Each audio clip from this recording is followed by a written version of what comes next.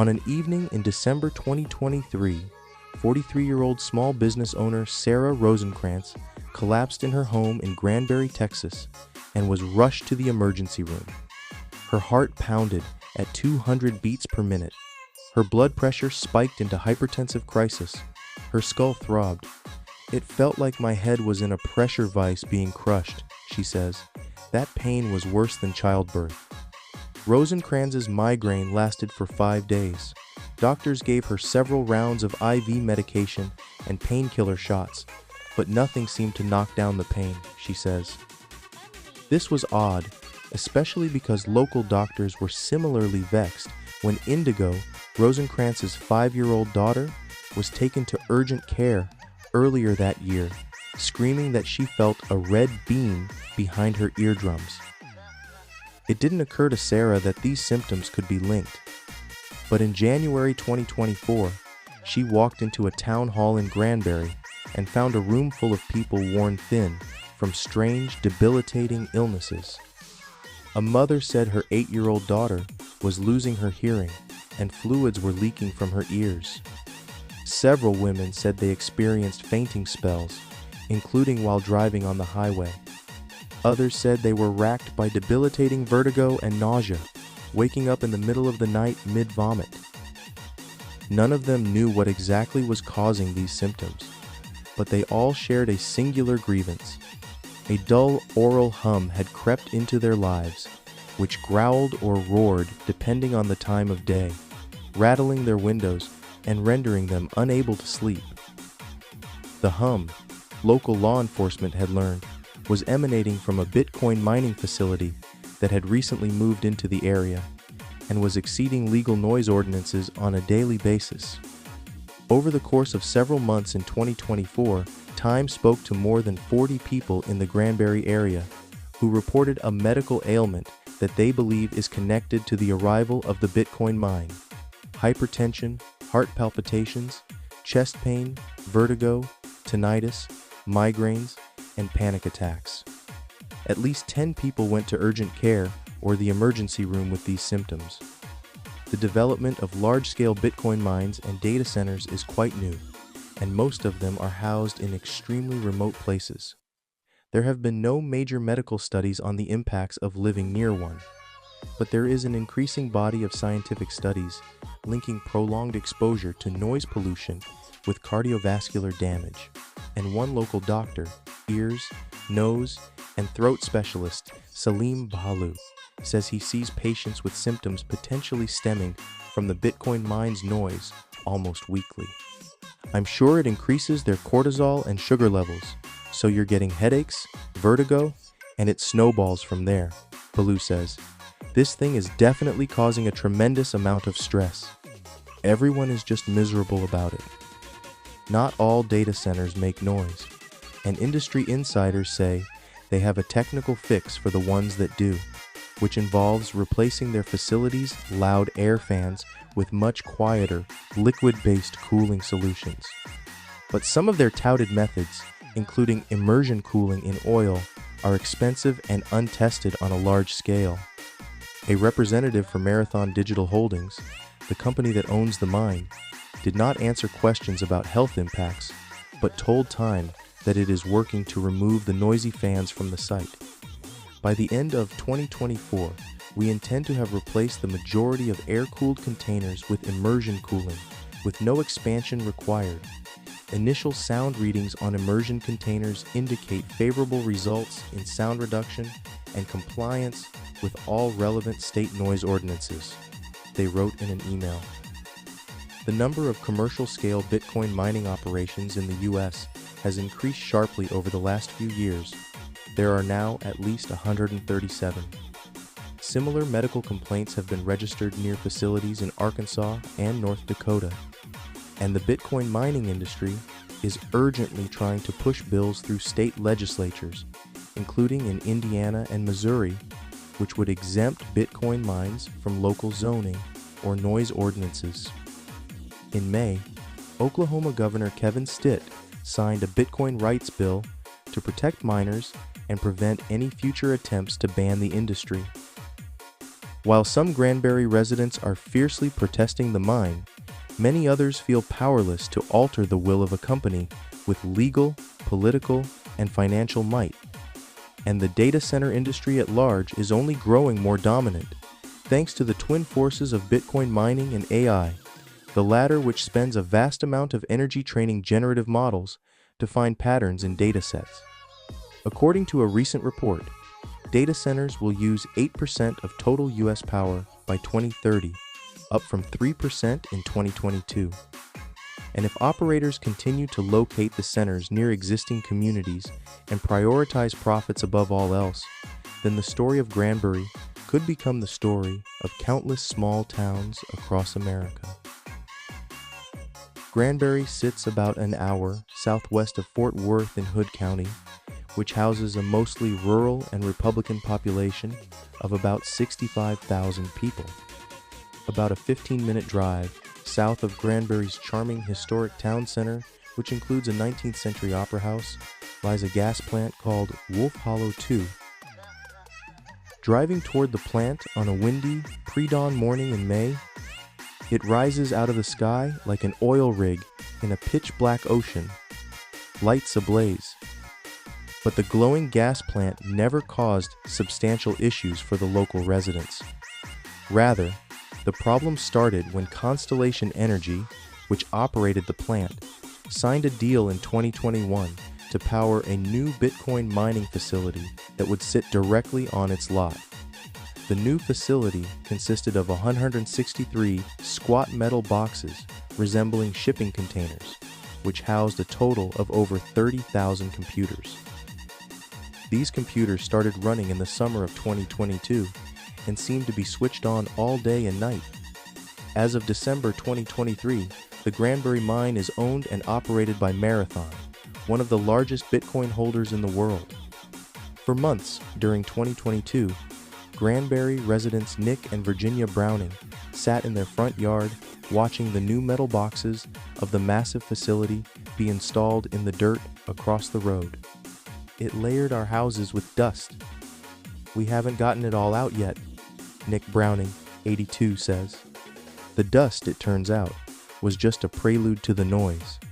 In order to cool the machines, the site's operators attached thousands of fans to the containers, which churned constantly, emitting a vicious buzz. As more machines were switched on, the noise sounded like a ceiling fan, then a leaf blower, then a jet engine. It consumed afternoon dog walks and revved through cloudless nights, vibrating the trailer homes of many of the low-income residents who live blocks from the facility. The noise floated miles down the winding Brazos River, through the lush golf courses in the gated community pecan plantation, and past county lines. At first, residents responded to the intrusion by vacating their porches, retreating inside, and turning up their fans and air conditioners to the max. But many still felt tremors in their beds, including Larry Potts, a 77-year-old retired pastor who lives up the road from the plant. Potts says he stopped sleeping and started losing hearing in both ears. In February, his heart gave out after another sleepless night. He was rushed to the hospital and kept alive by an external pacemaker. There he was diagnosed with third-degree atrioventricular block, hypertension, and depression. "I'm sick of this world and all this mess around here," he says he told his wife that day, referring to the Bitcoin mine's noise. "We moved out here for the peace and quiet, but this has made me want to go." Some nearby residents say they haven't been affected, but the number of strange medical emergencies in the area has piled up. In addition to Potts' discharge papers, Time reviewed medical records provided by several Granbury residents. Hospital notes from 72-year-old Geraldine Lather's 3-day stay document new prescriptions for high blood pressure and vertigo. Jenna Hornbuckle, 38, lost hearing in her right ear and was diagnosed with heart failure. Ear exams document her hearing loss along with that of her 8-year-old daughter Victoria, who contracted ear infections that forced doctors to place a tube in her ear. And Avari Burns, a 19-year-old cancer patient, says she suffered from crippling migraines at home, but whenever she went to a Fort Worth hospital for chemotherapy, the migraines subsided. Virginia Browning, 81, who can see the Bitcoin mine from her front yard, says she was taken to urgent care with violent vertigo after waking up one night mid-vomit. Browning says she gets so dizzy she can barely walk in a straight line, and that she rarely sleeps through the night. When they crank this thing, she says shakily, I'm wide awake. We're living in a nightmare, Sarah Rosenkrantz says, sitting at a barbecue restaurant in downtown Granbury on an evening in May. As rock music blares from the speakers and other patrons chatter away, Rosenkrantz pulls out her phone and clocks 72 decibels on a sound meter app, the same level that she records in Indigo's bedroom in the dead of night. In early 2023, her daughter began waking up, yelling and holding her ears. Indigo's room directly faces the mine, which sits about 1.5 miles away. She soon refused to sleep in her own room. She then developed so many ear infections that Rosenkrantz pulled her from school in March and learned how to homeschool her for the rest of the semester. Dr. Balu, the ENT doctor in Granbury, says he's seen an uptick since the new year in patients whose ailments, including ringing in their ears, vertigo, and headaches, could be related to the mine. These people here, they're good country folks, and Bitcoin, to them, is almost a foreign alien thing, he says. They don't understand it, and the noise is detrimental to their health and anxiety. Dr. Stephen Krzyminski, another Granbury ENT, agrees. Sonic damage is real, there's no disputing that, he says. Krzyminski says he believes the mine is causing mental and physical health issues. Imagine if I had vuvuzela in your ear all the time, he says. The level of noise is appalling to Dr. Thomas Munzel, a German cardiologist who is a leader in the growing field of scientific researchers measuring the impact of urban and industrial noise on humans.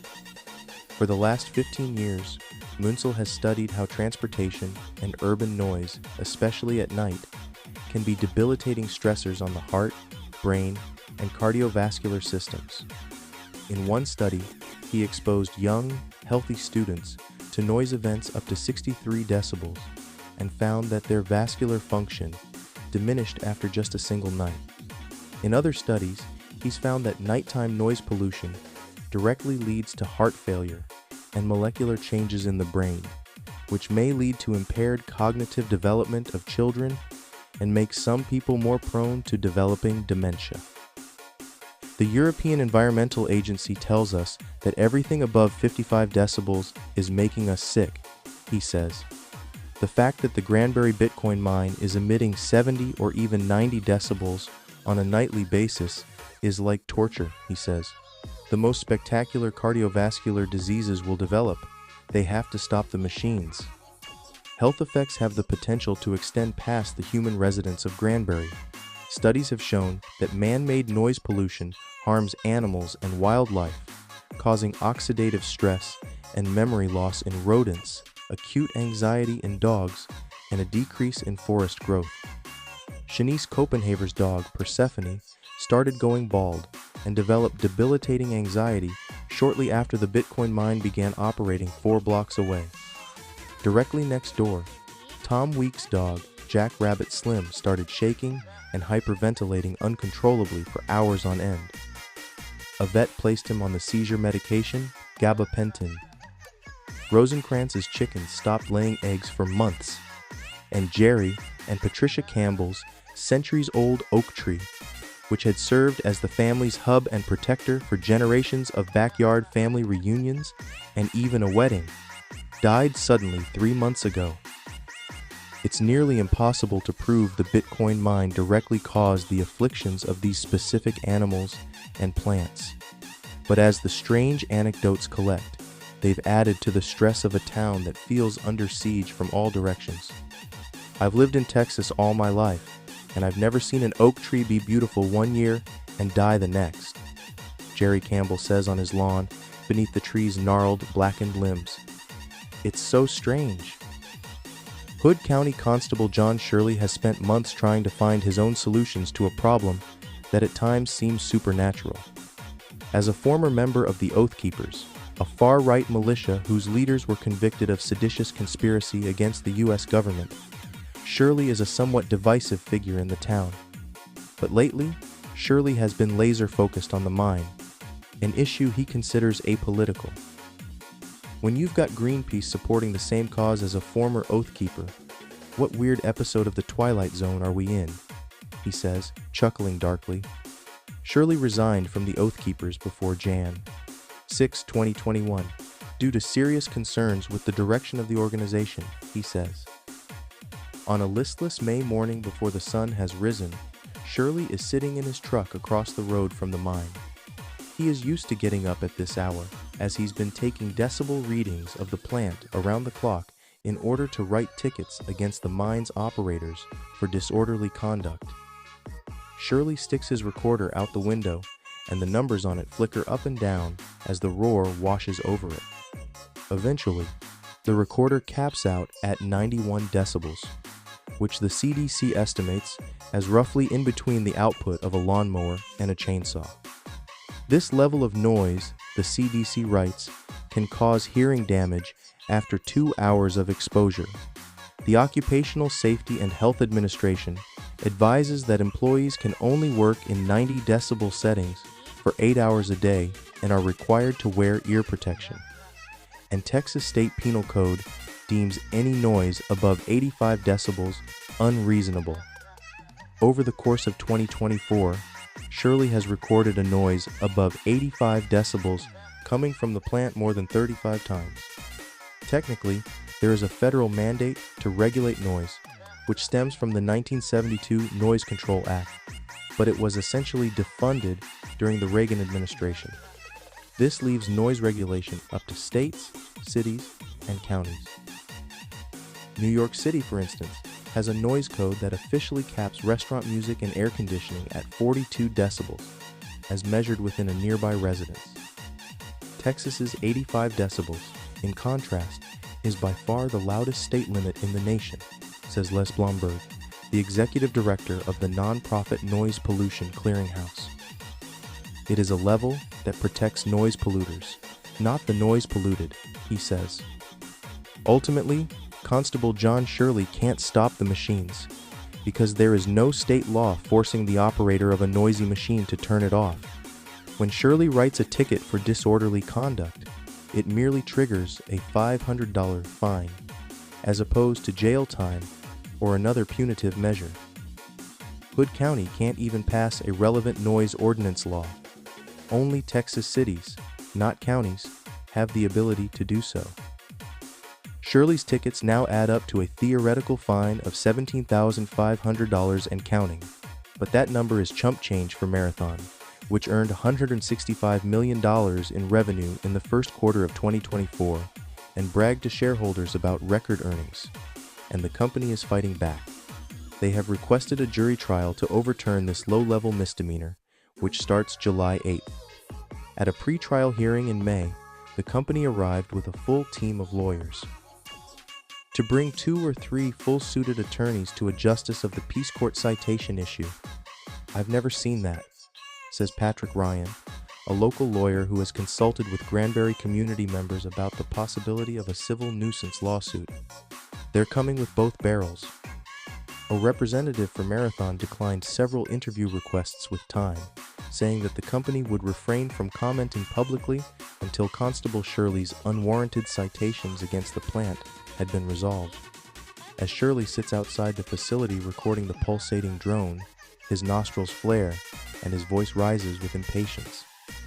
When I was a murder investigator and someone killed somebody, I had the law on my side, he says.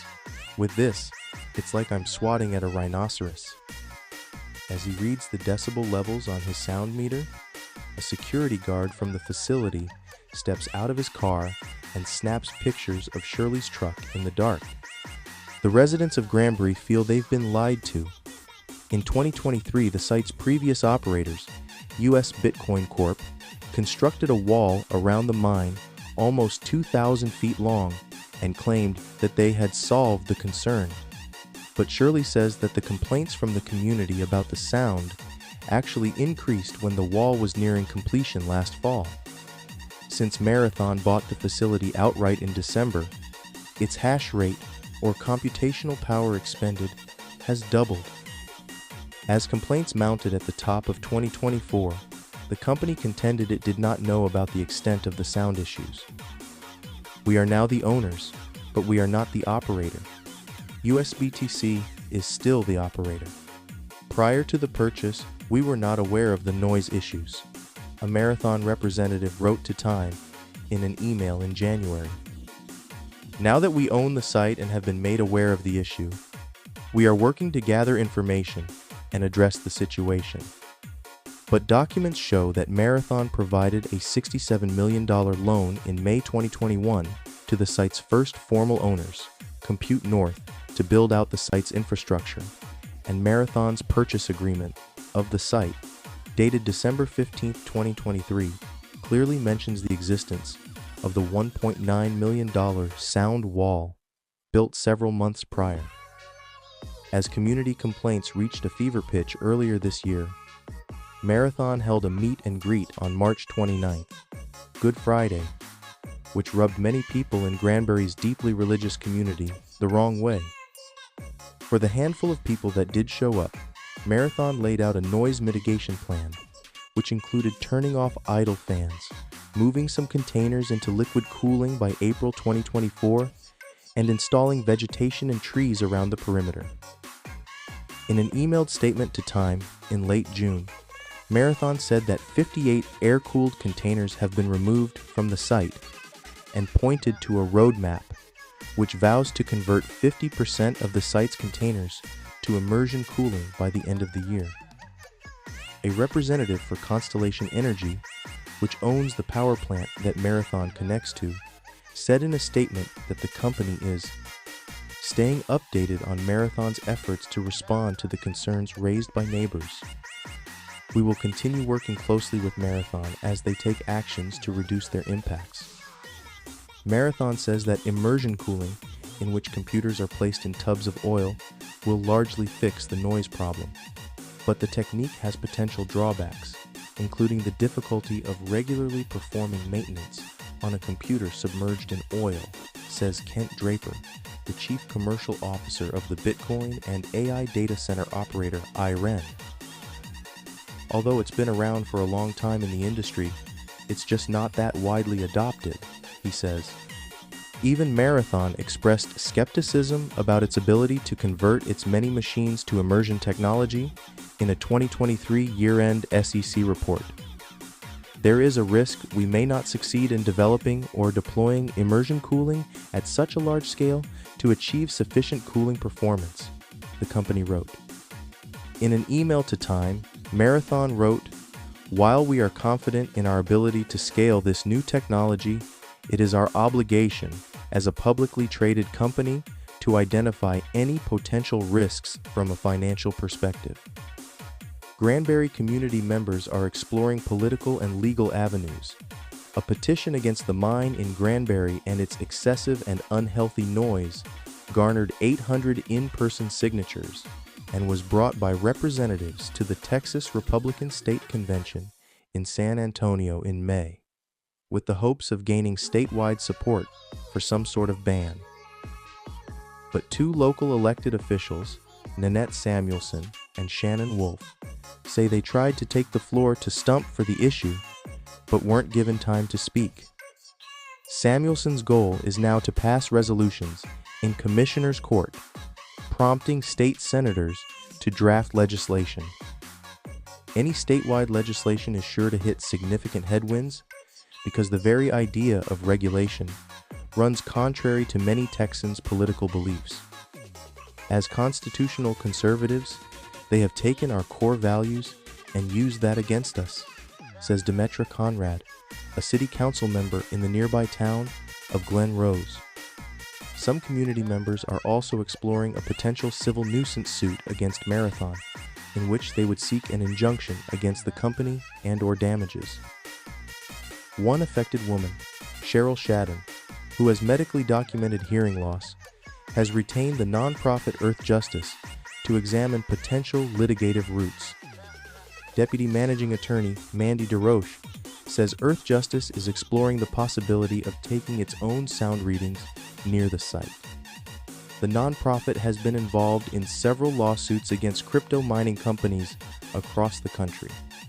Historically, Bitcoin miners go to the cheapest source of electricity with the least amount of regulation, and they do the cheapest thing possible, DeRoche says. It's one of the reasons why noise pollution from crypto mining tends to be so much worse than traditionally operated data center operators. As Bitcoin continues to gain value, miners are building progressively bigger operations, causing gas plants and other fossil fuel emitters to spring back into action. It is unclear whether states even have the energy capacity to support this new demand. In June, Texas Lieutenant Governor Dan Patrick tweeted that Texans will ultimately pay the price for the growth of crypto and AI data centers, writing that they produce very few jobs compared to the incredible demands they place on our grid. Regardless, Bitcoin lobbying groups are attempting to pass pro-Bitcoin mining bills in state legislatures across the country, which would exempt similar operations from noise ordinances and local zoning laws. People have reported similar symptoms near Bitcoin mines in Arkansas and Williston, North Dakota. Ultimately, Granbury is just one canary of several in the proverbial mine. In the week before this article's publication, 2 more Granbury residents suffered from acute health crises. The first was Tom Weeks, the owner of the hyperventilating dog. On July 2nd, Weeks, 64, rose after another sleepless night of listening to the mine and realized he couldn't breathe. He was rushed to a Fort Worth hospital, where he was diagnosed with a pulmonary embolism, a blood clot blocking his lungs, and hooked up to an oxygen tank. Weeks was supposed to testify against Marathon in the jury trial, but is now physically unable to do so. This whole thing is an eye-opener for me into profit over people, Weeks says in a phone call from the ICU. The second person affected was the 5-year-old Indigo Rosenkrantz. On July 6th, she suffered from a seizure and was taken to the emergency room before being routed to a children's hospital in Fort Worth for further testing. Her mother, Sarah, was terrified and now feels she has no choice but to get a second mortgage to move away from the mine. A second one would really be a lot, she says. God will provide, though. He always sees us through. Granbury's struggle with the health impacts of Bitcoin mining is a stark reminder of the complex and often hidden costs of technological advancement. As Bitcoin and other cryptocurrencies continue to grow in popularity and value, it is crucial to consider the broader societal and environmental impacts of their production. The residents of Granbury are fighting back, but their battle is far from over. As they continue to seek justice and relief, their story serves as a warning to other communities that might find themselves facing similar challenges in the future.